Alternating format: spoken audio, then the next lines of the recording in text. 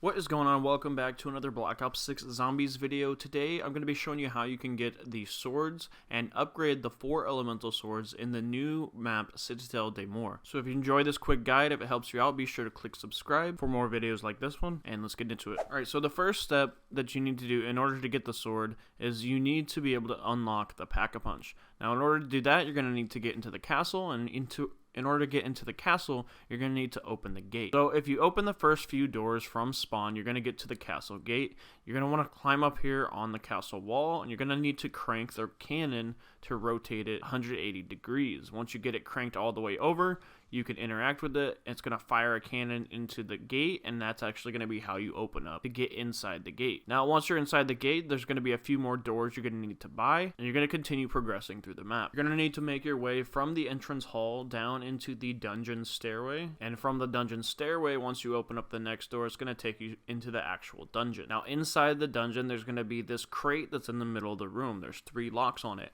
Once you shoot these 3 locks, it's going to spawn the new enemy type, the Doppelgast. Once you kill the Doppelgast, it's going to drop a blood Ethereum crystal, and you place the blood Ethereum crystal inside the crate, and that's going to spawn the Pack-a-Punch. That's going to be the first step in order to acquire the sword. Next, you're going to need to get a stamped drop from an armored zombie. It seems like they start spawning around round 10, but if you happen to find them before that round, be sure to let me know in the comment section. You're going to be able to tell these zombies apart because they're going to have a helmet that's immune to damage. You can only kill it by shooting it in the body. Once you kill the zombie, it's going to drop a stamp, and this is going to be what you need in order to actually get the sword. Once you have a stamp, you're going to want to head over to the dining hall near the entrance of the castle, and this is going to be where there's 4 different knight statues standing in the room. Simply interact once you have a stamp, and you'll give your stamp to one of these statues. Now, depending on which sword you want to upgrade is going to be which sword you're going to get. So if there's a specific element that you're wanting, make sure you go to the correct one. If you're wanting the fire sword, bring it over here to the dragon statue. If you're wanting the light sword, make sure you bring it to the lion statue. If you want the dark or void sword, make sure you bring it to the raven statue. And if you want the lightning sword,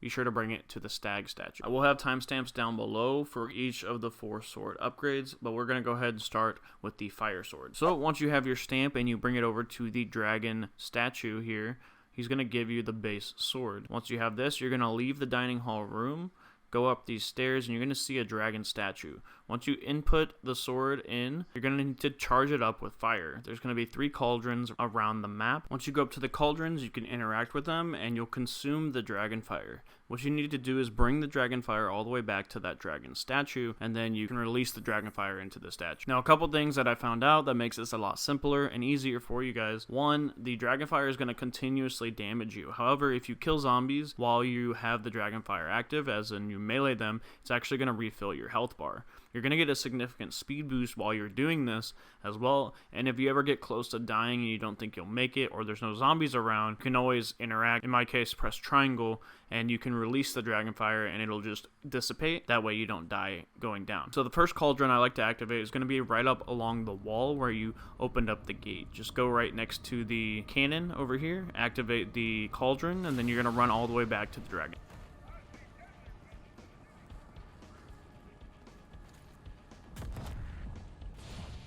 The next cauldron, leaving the courtyard going to the right, this is going to be over by Deadshot Daiquiri, basically by the left of spawn, and this is going to be your second cauldron. Same thing, activate this one, and then you're going to run all the way back to the dragon statue.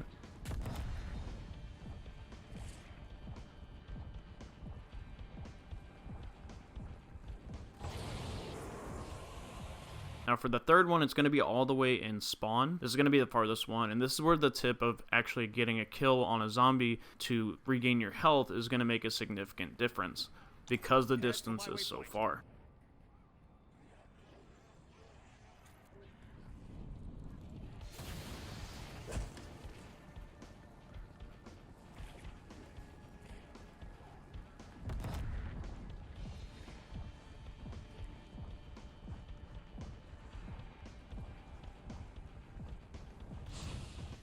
Once you bring all of the Dragonfire back to this dragon statue, it's going to do a little animation, and then you can actually pick up the first upgraded sword, the Caliburn. Next, I'm going to show you how you can upgrade the light sword. So if you have your stamp, you're going to go back to the dining hall. You're going to want to give it to this lion knight. He's going to give you the base sword. Now, as soon as you activate this sword, it's actually going to spawn a few parasites that are glowing more than normal. Make sure you don't kill these until you're ready. You're going to want to head out of the castle to the left, and over by Speed Cola, there's going to be this cellar door that's under this little bridge thing. This is going to be the door we're going to need to activate. So if you kill the glowing parasite with the sword, your sword is going to start to glow. Then you can melee the sword, and it's going to make symbols appear on the door. You're going to need 4 symbols in total.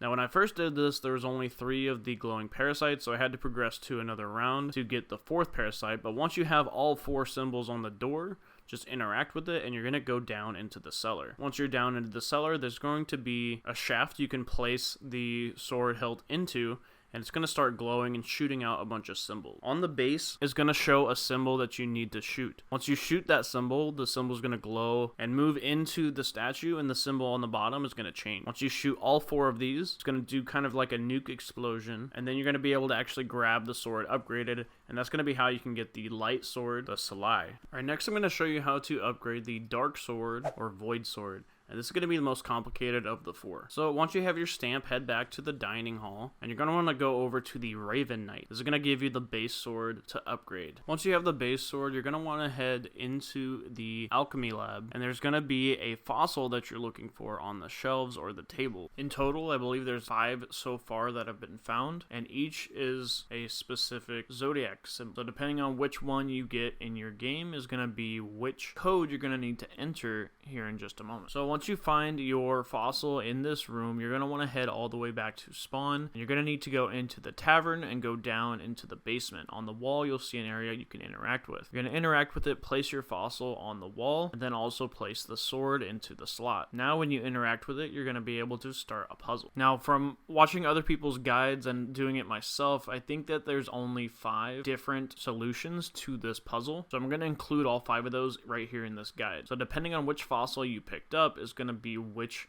code you need to enter. Now, the way this works, the fossil that you have is going to be the zodiac sign, and you're going to need to match that on the outer ring. Rotate the outer ring until that symbol is on the very bottom. Next, you're going to need to rotate the inner ring to match the symbol that's on the outer ring, and these are going to be the answers on screen now. If you guys have any other different fossils that you've picked up besides the 5 shown here, be sure to let me know in the comment section so I can pin them, and we'll try to get a running list in case I missed any solutions for this puzzle. Now, you can give a couple attempts per round. If you do mess up, you can try it again. Also, if you take too long to input, it'll also time you out, so just be wary of that in case you don't get it right away. Now, once you line up the combination correctly, once you exit, if done correctly, you should start to see some purple orbs shooting out of the wall. You're also going to see a rift that's in the floor. You're going to need to guide the orbs because they're going to be targeting you.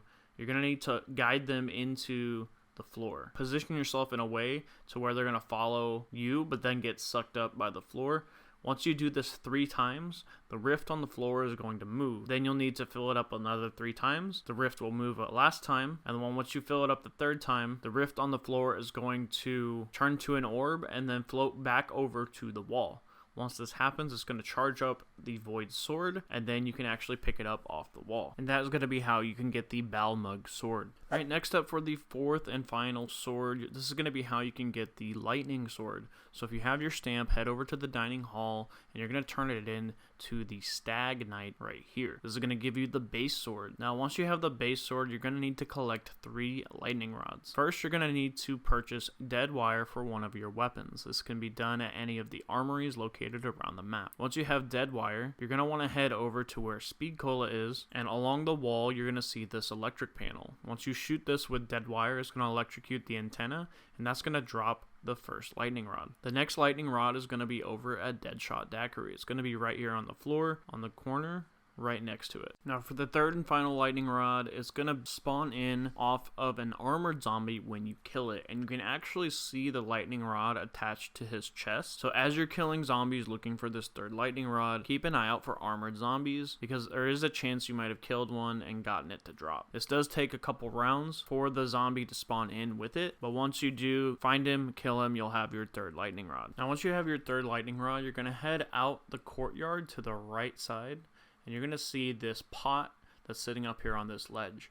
You're going to interact with it. You'll deposit the 3 lightning rods and then interact with it again. What this is going to do is create a lightning storm around you. Now inside the lightning storm, you're going to need to get the sword charged up with electricity. It is completely random, but you don't have to actually kill any of the zombies in here. You can get it charged up just by running around, but you can also use the L2 to parry it, zombies attacking you if you want to. But once you get the sword charged up with lightning, you're gonna hit the pot to get rid of the lightning charge. You're going to need to hit the pot 3 times, and once you do the third one, it'll be fully charged up, it'll do its animation, and then it'll fully charge the sword. And that's going to be how you can get the Durandal sword. So that is going to be how you can get the base sword in Citadelle Des Morts, as well as all of the 4 upgrades for it: the fire, the light, the dark, and the lightning. So if this guide did help you out, be sure to do me a favor, leave a like on the video. Thanks for watching, and I'll catch you guys in the next one.